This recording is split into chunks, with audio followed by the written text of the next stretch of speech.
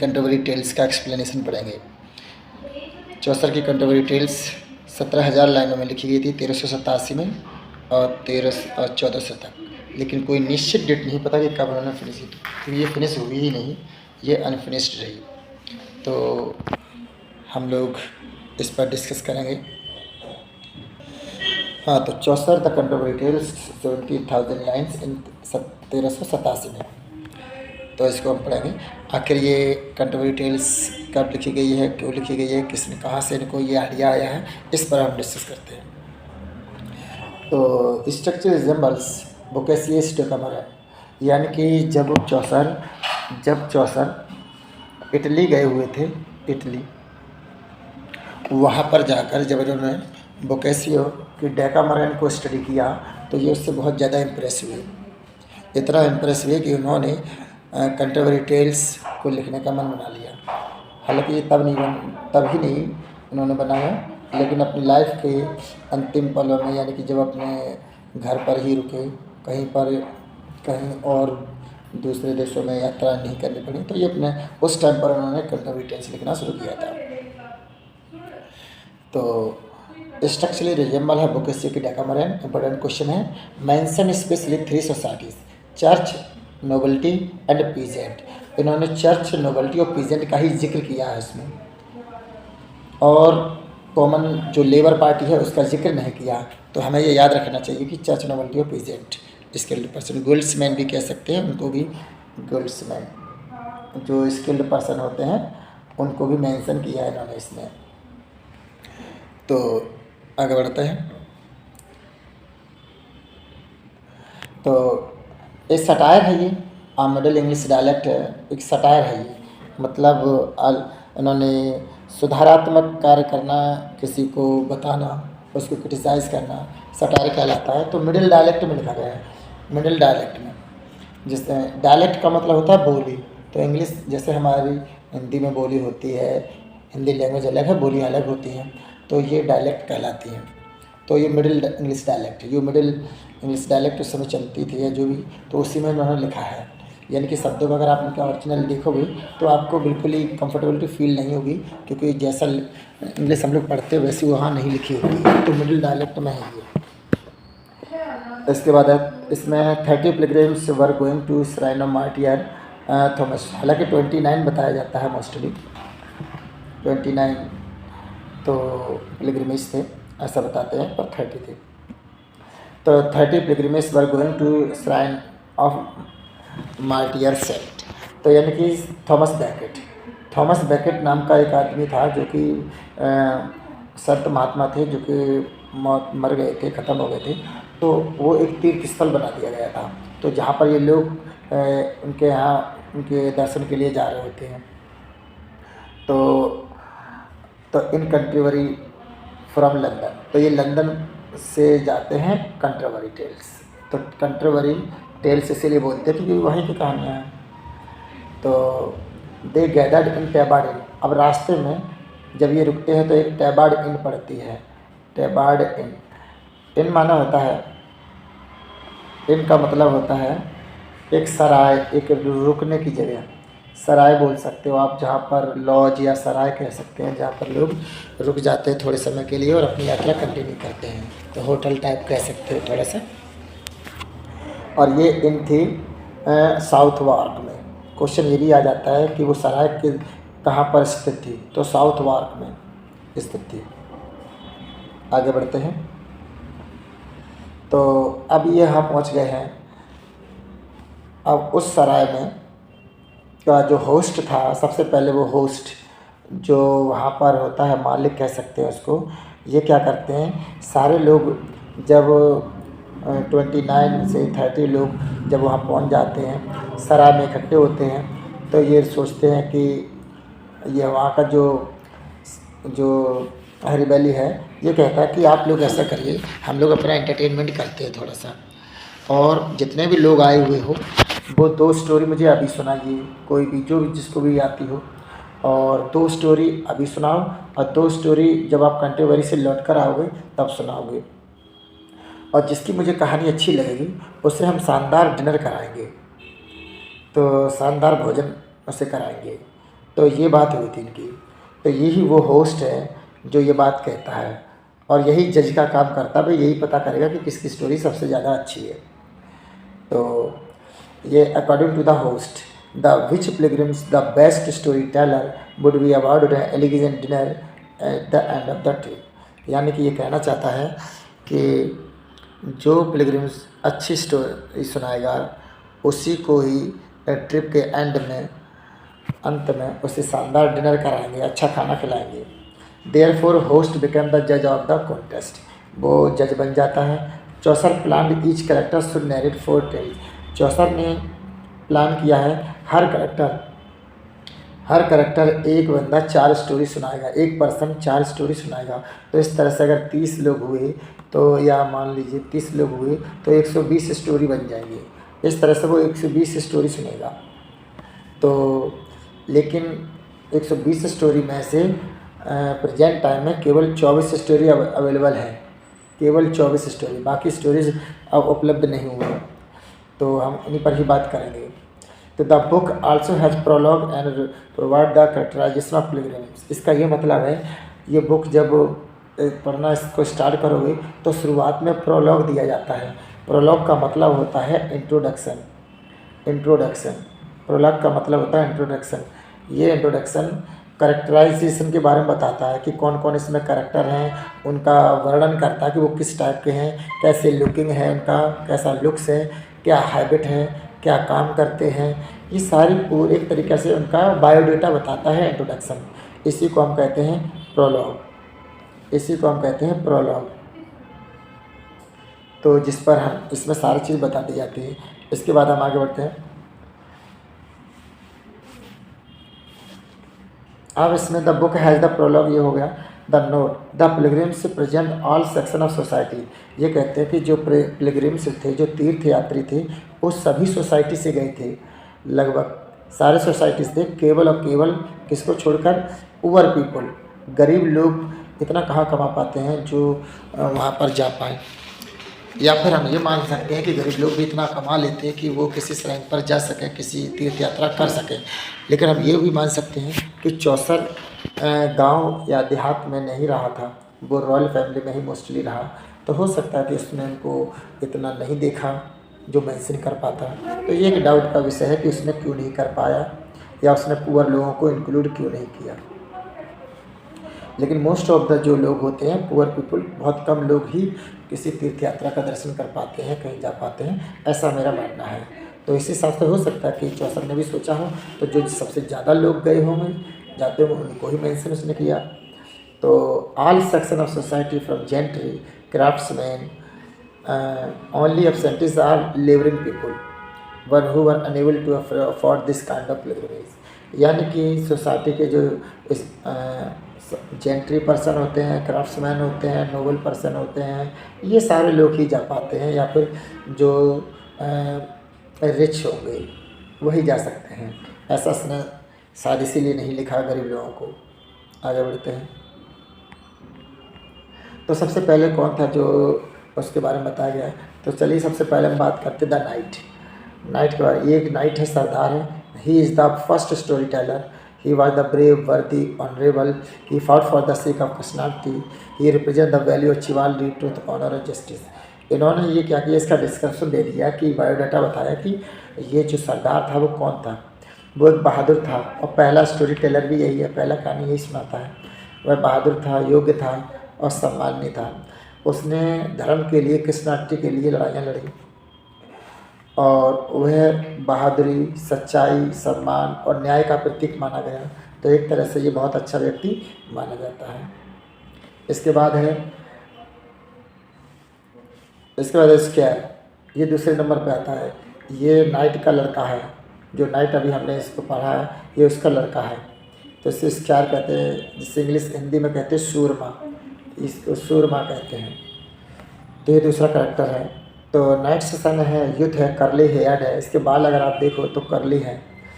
तो ही बाज लस्टी और वैन यंग मैन, ये एक जवान है, लस्टी है और उद्दंड टाइप का भी है। ये सुस्त है, इन्जॉय पोएट्री बहुत करता है, घोड़े को पकड़ कर रखता है, वो घोड़े की सवारी करता है और अपने आप को किसी औरत का आदमी समझता है।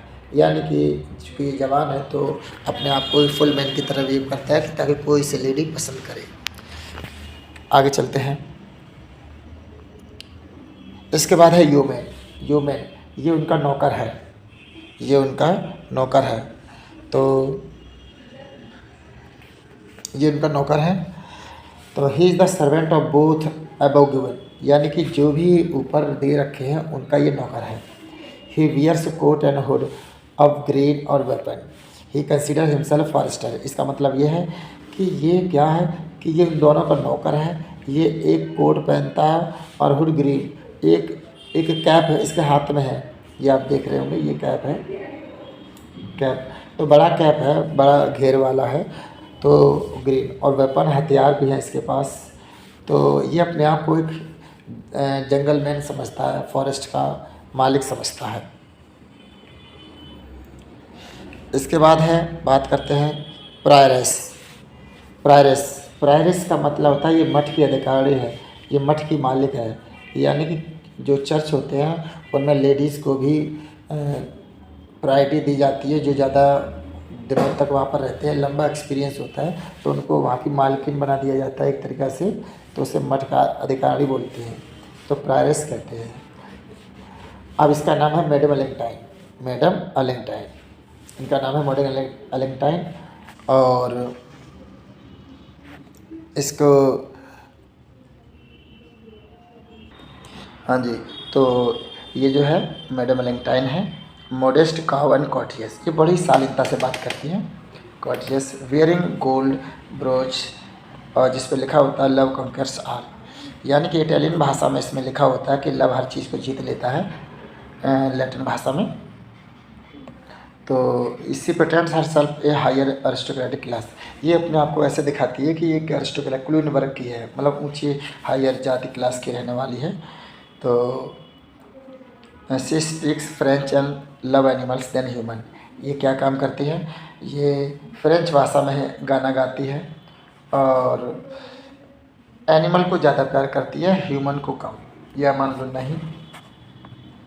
तो एक तरीके से इसका नेगेटिव इफेक्ट दिखाया गया है कि दयावान होने पर भी ये ह्यूमन को नहीं बल्कि एनिमल को ज़्यादा प्रेफरेंस देती है, तो इसका एक नेगेटिव कैरेक्टर बन जाता है, जैसी है उसकी वैसे ना दिखना। और हाँ, और इसके साथ ये दो इसके साथ चलने वाले लोग होते हैं जिनका नाम होता है एक नन एंड प्रीस्ट, इनका नाम तो नहीं है ये, तो हम ये कह सकते हैं। तो इसका ये दो लोग हैं, ये एक नन है एक प्रीस्ट है, जो कि इसके साथ रहते हैं, इसके साथ चलते हैं। आगे चलते हैं। अब हम बात करते हैं एक मॉन्क की। मॉन्क क्या है? मॉन्क जो है वो देखने में आप देख सकते हैं ये मॉन्क किस टाइप का लग रहा है, हालांकि वेशभूषा पर नहीं जाना चाहिए, लेकिन फिर भी इसका क्या है, ये मॉन्क है एक। ही is very religious and care little for the rules, ये बहुत ही धार्मिक है, ये बहुत ही धार्मिक है, यानी कि नियम कानून को बहुत मानता है। लेकिन इसमें दिखाया गया कि ये नियम कानून को तो बिल्कुल नहीं मानता है। दूसरा, शिकार करता है। अगर कोई मॉन्क होगा, धार्मिक होगा, तो वो शिकार क्यों करेगा, दूसरे जानवरों को क्यों मारेगा, वो तो उनके लिए एक अच्छा पर्सन होगा, उन पर दया दिखाएगा।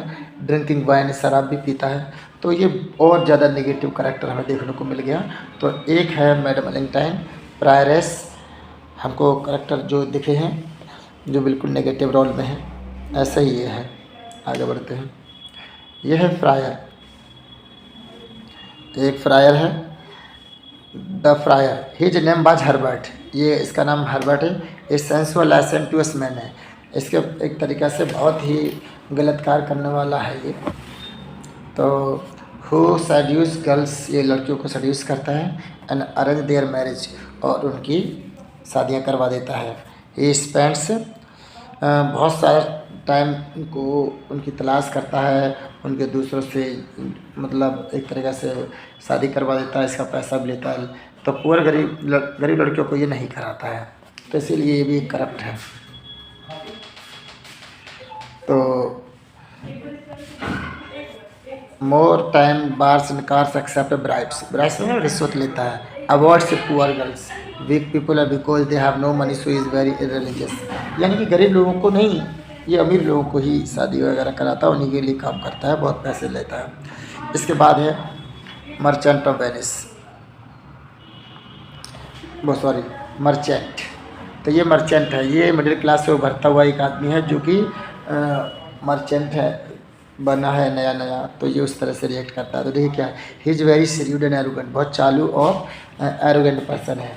ही never let others become aware of his financial status, ये कभी भी अपने फाइनेंशियल स्टेट के बारे में किसी और को नहीं बताता है, अक्सर चुप रहता है। और नथिंग बट बिजनेस, या अगर बात करता है तो सीधे सीधा बिजनेस की भी बात करेगा। He thinks himself expert in trade, ये अपने आप को ट्रेड में एक्सपर्ट समझता है। He represent the rising middle class, और ये इस बात का शो करता है कि मिडिल क्लास कैसे कैसे ऊपर उठ रहे हैं, धीरे धीरे आगे बढ़ रहे हैं, वो भी व्यापार जैसे सिस्टम में इन्वॉल्व हो रहे हैं। तो ये यही है। तो ये कम बोलने वाला और दिखा रहा है, हालांकि ये ऐसा नहीं होता, लेकिन खुद को ऐसे दिखा रहा है जैसे ये सीरियस बिजनेसमैन है। आगे इसके बाद आते हैं हम एक अच्छे करेक्टर के पास, the clerk of the Oxford. Clerk of the Oxford, ये एक स्टूडेंट है, ये अच्छा करेक्टर है, गुड करेक्टर बोला जाता है। तो ही सिंसियर डेवोल्ड student and philosophy of Oxford university में पढ़ता है, फिलोसफी का स्टूडेंट है। ये अरिस्टोटल की स्टडी को ज़्यादा करता है। He is poor, spend all money on book, ये बहुत गरीब है और जो भी पैसा मिलता है सारा किताबों पर खर्च कर देता है। He speaks little but the words of well full of wisdom and moral virtue, ये कम बोलता है लेकिन जो भी बोलता है वो बहुत ही स्पष्ट और बुद्धिमत्ता से भरे हुए होते हैं। इसके बाद है सर्जेंट ऑफ लॉ, ये करेक्टर सर्जेंट ऑफ लॉ, ये अपने कानून के, ये पूरे इंग्लैंड के कानून का ज्ञाता है। तो ये अपने ज्ञान को शो ऑफ भी करता है, दिखाता है कि ये कितना जानता है, एक तरह से दिखाता है ज्ञान के बारे में। तो he successful lawyer commission by king, राजा के द्वारा निर्धारित किया गया है। He is alert and wise, ये चालाक, बुद्धिमान और एकदम चौकन्ना रहता है। अपहोल्ड जस्टिस और डिस्प्यूट, और जस्टिस और डिस्प्यूट को सुलझाता है, उनको जस्टिस देता है। He knows every law of England के हर लॉ के बारे में जानता है, पर ये दिखावा भी करता है। तो एक तरीके से ये निगेटिविटी इसके अंदर है। आगे चलते हैं। इसके बाद है ये फ्रैंकलिन नाम का एक फ्रैंकलिन ये है, ये पर्सन एक फ्रैंकलिन बोला जाता है। ये पार्लियामेंट का एक मेंबर है जो कि क्या करता है, ये अपना खाने पीने से मतलब रखता है, बस सिर्फ खाने पीने से सिर्फ मतलब है, और दुनिया किस में है क्या नहीं, इससे कोई मतलब नहीं। He is wealthy owner, land owner, एक तरीक़ा से ज़मींदार की तरह है, धनवान है। लिव्स इज ऑन प्लीजर, अपने ही खुशी में अपने ही मज़े में रहता है। लैकिंग फूड एंड वाइन, खाना और शराब बहुत पीता है। He is white beard and red complex and carries A dagger bag of silk, ये क्या करता है, डैगर बैग, एक बैग साथ में रहता है जिसमें वो ये भरे रहता है वाइन वगैरह। He is member of parliament, और इसका चेहरा रेड पड़ा हुआ है, कॉम्प्लेक्स यानी कि स्किन कलर का इसका रेड है। याद रखने वाली बात यह है कि इस पर क्वेश्चन आ जाता है कि फ्रैंकलिन या फिर ऐसा कौन सा करेक्टर है जिसके पास एक डैगर बैग है, रेड कॉम्प्लेक्सन, या पार्लियामेंट का मेंबर कौन है, तो यही वो पर्सन है। इस पर क्वेश्चन इस तरह से आ जाता है।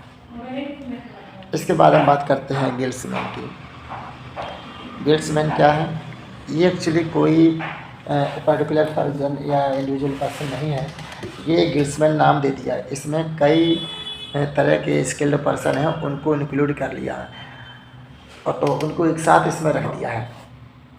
तो जैसे कि दे आर 5 गिल्ड्समैन, 5 गिल्ड्समैन है, जिसमें haberdasher, carpenter, the weaver, the dryer और द टैपेस्ट्री मेकर, यानी कि इसमें उन्होंने हैबरडेसर ठेले वाले, बढ़ई, कपड़ा बुनने वाले, रंग करने वाले, पर्दे बनाने वाले, इन सब को इंक्लूड कर लिया और उनका एक नाम दे दिया गिल्ड्समैन, स्किल्ड पर्सन, कुशल लोग।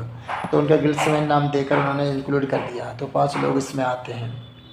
तो ये किसको शो करते हैं, ये शो करते हैं although they have the different trades, अगर ये अलग अलग व्यापार में लगे हैं, अलग अलग व्यवसाय में लगे होते हैं, पर दे आर अ यूनिट, ये एक यूनिट में होते हैं।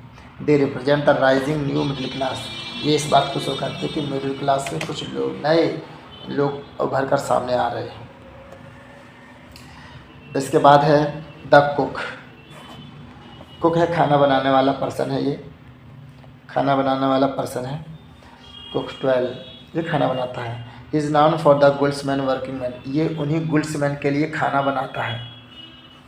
ही is quite able, he is quite able and experienced, ये बहुत ही योग्य और अनुभवी व्यक्ति है। He is wiser than those are fed by, ये सभी उन 5 गिल्ड्समैन से बुद्धिमान है, जिनको ये खाना खिलाता है उन सभी से ये बुद्धिमान है। तो ये द कुक उन्हीं के लिए काम करता है। इसके बाद है द शिपमैन, ये शिपमैन है, शिपमैन है ये। तो ये क्या काम करता है इस पर डिस्कस करते हैं। ए ह्यूज अनकाउथ मैन, एक बहुत ही भारी भरकम भद्दा सा दिखने वाला एक्सपर्ट सेलर है ये। Rides a horse so poorly, अपने घोड़े को इतना धीरे धीरे चलाता है। That is much more uncomfortable comfortable on sea like the land, ये बिल्कुल जैसे नहीं समुद्र में जब जहाज़ चलता है बिल्कुल धीरे धीरे अप डाउन होता है, वैसे ही घोड़े को भी ज़मीन पर चलाता है धीरे धीरे। His skin turn brown from year selling, सालों से इसने यात्राएं की हैं तो इसकी जो स्किन है वो ब्राउन पड़ गई है। He steals wine from captain sleep, जब कैप्टन जहाज़ का कप्तान सो जाता है तो ये उसकी शराब चुरा कर पी जाता है। तो ये भी करप्ट पर्सन है, ये भी करप्ट पर्सन है। तो ये भी करप्ट पर्सन है। तो ही स्टील्स, ये सब हम बात कर चुके हैं। तो इसके बारे में भी यही है कि ये शिपमैन है और ये भद्दा सा दिखता है और ये शराब वाइन पीता है, ड्रिंक कार्ड है, इस टाइप का। आगे चलते हैं। हम बात करते हैं एक डॉक्टर की। और डॉक्टर फिजिशियन, अब अगर इस फिगर को ध्यान से देखें तो ऐसा लगता है कि इसमें कोई नक्षत्रों की बात कर रहे हैं। एक कोई लेटा हुआ है और एक यहाँ पर खड़ा हुआ है जो कि अपना जो भी क्रियाकलाप है वो कर रहा है। तो डॉक्टर भी यही है। क्या है ये? A well educated and thrifty, एक अच्छा एजुकेशन मतलब एजुकेटेड, थ्रिफ्टी कम खर्चा वाला, फॉन्ड ऑफ गोल्ड मेक्स, सोने का शौकीन, गोल्ड दूसरों से लेता, makes a lot of money during plague, जब इंग्लैंड में प्लेग फैला हुआ था तो इसने बहुत सा धन कमाया, बिना पैसे का किसी का इलाज नहीं किया। He has not learn Bible, Bible बिल्कुल नहीं पढ़ी इसने। He has a lack of mercy, दया बिल्कुल नहीं करता है पेशेंट्स पर, किसी पर भी। He studies influence of stars and human being, ये क्या करता है? इलाज करता है, जो ट्रीटमेंट करता है वो करता है। इसका इलाज ट्रीटमेंट नक्षत्रों से होता है। ये कभी भी दवा या मेडिसिन का इस्तेमाल नहीं करता, बल्कि जादू टोना या मेडिसिन, जादू टोना या फिर कोई प्रोडिक्शन करके ही इनका इलाज करता है। झाड़ फूक वाला डॉक्टर एक तरह से, इसे हम ये कहते हैं फिजिशियन डॉक्टर। ये भी करप्ट है। अब हम बात करते हैं, एक फेमस कैरेक्टर है ये जिसका नाम है wife of bath, the wife of Bath.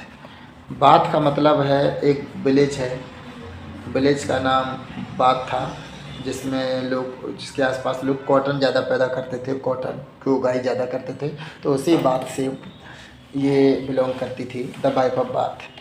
तो he is the famous character of the literature, her name is Alison, इसका नाम ऑलिजन था। तो सी गैप टूथ, उसके दांतों में गैप था। संभार डीप, थोड़ी बहरी थी। वियर्स ब्राइट स्कारलेट, और चमकता हुआ एक लॉकेट पहनती थी, red stocking.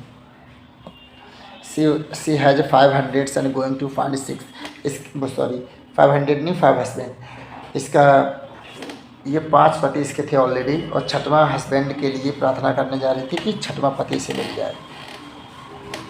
C had many affair in youth, इसकी जवानी में बहुत सारे अफेयर थे।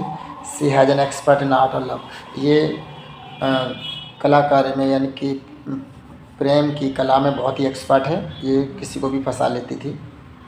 सी enjoys talking and wears ornament, ये बातें करना बहुत पसंद करती थी और ऑर्नामेंट पहनती थी, यानी कि हम कह सकते हैं jewellery. She makes a great show of being religious and takes the part of charity, ये क्या करती थी? शो ऑफ बहुत करती थी, धार्मिक बनकर दिखाती थी, धार्मिक, और चैरिटी बहुत करती थी, जैसे कि किसी पार्टी में जाना है, बच्चों में कुछ दान करना है या कहीं पर भी, तो ये काम बहुत करती थी और इस तरह से लोगों को शो ऑफ करती थी कि ये हाई क्लास की है। तो ये है वाइफ ऑफ बाथ, पूछा जाता है क्वेश्चन में। इसके बाद हम बात करते हैं अब पार्सन। पार्सन पार्सन एक अच्छा करेक्टर है, एक अच्छा करेक्टर है ये। तो ये पुअर मैन, गरीब है, होली और वर्च्यूस, यानी कि एक अच्छा व्यक्ति है, अच्छा करेक्टर में काउंट करते से हम। ही इज़ डिलीजेंट, मेहनती है, हैज़ पेशेंस इन एडवर्सिटी, यानी कि जब दुख वगैरह होता तब भी धैर्य बनाए रखता है। He preaches of gospel and practice, ये जो भी उपदेश देता है उस पर खुद भी प्रैक्टिस करता है, खुद भी अपने को फॉलो करता है। What preaches whatever little money है, इसके पास जो भी कम धन होता है, he gives it to the poor people, ये गरीब लोगों में दे देता है जब उन्हें ज़रूरत होती है तब। And sets an ideal example, और एक अच्छा एग्जाम्पल स्थापित करता है, लोगों की नज़र में एक अच्छा व्यक्ति है ये, गरीब बेशक है पर लोगों की हेल्प करता है। इसके बाद है द पुलोमैन। पुलोमैन ये उसी पार्सन का भाई है, ब्रदर है। तो he is the brother of parson, like him he also a kind hearted honest of virtue, ये भी उसी की तरह ईमानदार है, दयालु, ऑनेस्ट, ईमानदार, वर्च्यूअस है। He is farmer and wears a tabard smock that reflects poverty, ये भी गरीब है लेकिन एक पजामा ऐसा पहना हुआ है जिसमें धारी होती हैं लाइनें, जो इस बात को बताता है कि गरीब लोग हैं, पर ये अच्छा व्यक्ति। तो ये दोनों अच्छे कैरेक्टर हैं।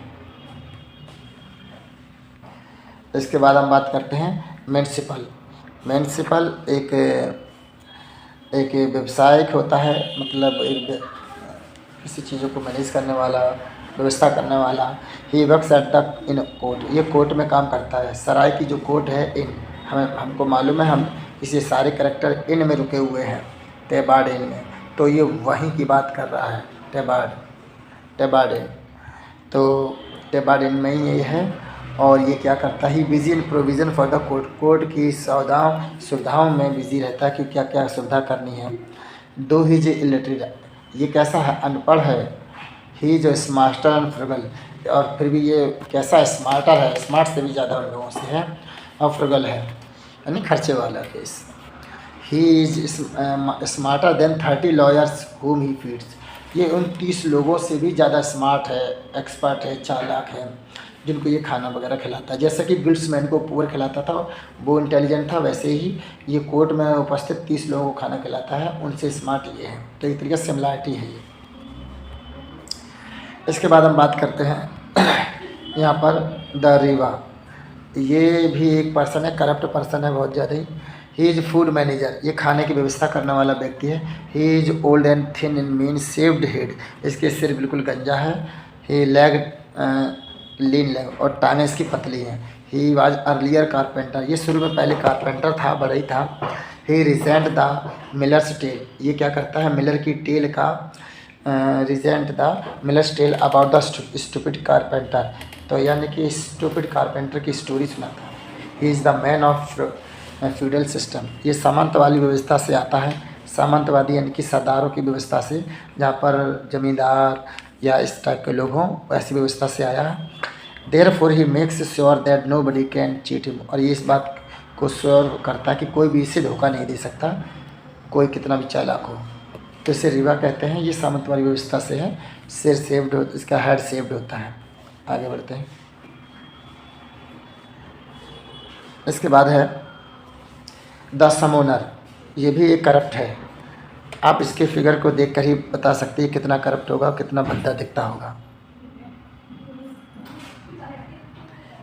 आप इसको देखकर समझिए ये कितना भद्दा लग रहा है, आँखें, चेहरा, ये सब देख लीजिए। तो ये समोनर है। समोनर का मतलब वो होता है जब कोर्ट के बाहर खड़े होकर आवाज़ लगाता है, जब कोर्ट में इसका ट्रायल चल रहा होता है किसी का, तो ये आवाज़ लगाता है कि कोई व्यक्ति जिसका ट्रायल चल रहा है उसका नाम लेकर चिल्लाता है बाहर जज के कहने से। तो he is the officer of the church who calls people for the church trial, तो चर्च में ट्रायल के लिए जिसे बुलाया जाता है तो ये आवाज़ लगाता है बाहर जाकर। तो ये कैसा है, ही एक्सट्रीमली अनअट्रैक्टिव, ये बहुत ही अनअट्रैक्टिव है। विद हिज रेड कॉम्प्लेक्शन, ये इसका चेहरा लाल है। पिंपल्स बॉडी पर चेहरे पर है। बॉइल्स यानी कि फोड़ा फुंसी के निशान है। एंड स्किन इन्फेक्टेड विद स्काल्स, और इसकी जो स्किन है वो इतनी इन्फेक्टेड है कि उससे लेयर हटती रहती है, लेयर ऐसे ही मतलब एक भद्दा सा और गंदा सा दिखता है। ही लव्स गार्लिक, ये लहसुन बहुत खाता है, लहसुन बहुत खाता है। बैड ब्रीथ, और बुरी बदबू छोड़ता है। ही इज़ मोरली करप्ट, ये नैतिक रूप में भी करप्ट है। बाकी तो लोग करेक्टर से करेक्ट, ये नैतिकता से भी करप्ट है पर्सन ये। तो सबसे ज़्यादा करप्ट इसी को ही मैं मानता हूँ। आप क्या मानते हैं बता दीजिएगा। आगे है, इससे कहते हैं पार्टनर। पार्टनर माना होता है माफ़ करना, और पार्टनर हो जाए तो इसका मतलब है माफ़ी देने वाला, पार्टनर। तो इसमें क्या है, 21वें नंबर, तो 21वां करेक्टर है ये क्या करता है, ये एक्चुअली क्या होता है ना, उस समय पर जो चर्च में बहुत ही अंधापन चलता था, बहुत ही करप्शन था। तो ये इस टाइप के आदमी होते थे जो क्या करते थे, कोई कैसा भी पाप कराओ, चर्च में पैसे दे दो या कोई चीज़ अवेलेबल करा दो चर्च में, तो चर्च में क्या होगा कि आपके पाप कम हो जाएंगे, ईश्वर आपको माफ़ कर देगा। ऐसा ये लोग करके लोगों को बरगलाता था, लोगों को धोखा देता था। तो ये माफ़ीनामा बेचा करता था, तो इसी को कहते हैं पार्टनर।